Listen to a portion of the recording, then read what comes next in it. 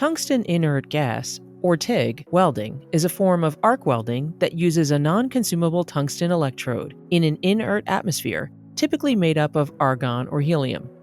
In this episode of Radwell's How It Works series, we're going to explore how TIG welding works.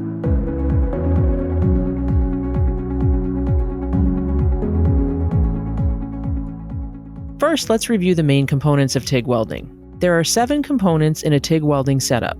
First is the power supply, which supplies either AC or DC power. Next is the non-consumable tungsten electrode, which creates the arc.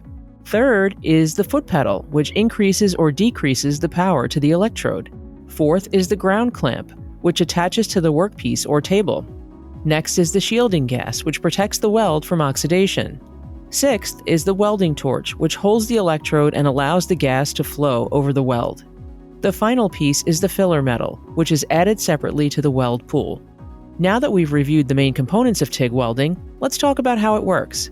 First, the arc is formed between the base metal and the electrode. It's important to maintain a constant separation between the electrode and the workpiece. Next, a weld pool is formed by moving the torch in a small circular pattern. Then the filler metal is added to the front of the weld pool. Finally, the welding torch is moved along the adjoining surfaces, adding filler metal as needed to create the weld. A good weld is referred to as stacking or laying dimes due to its appearance.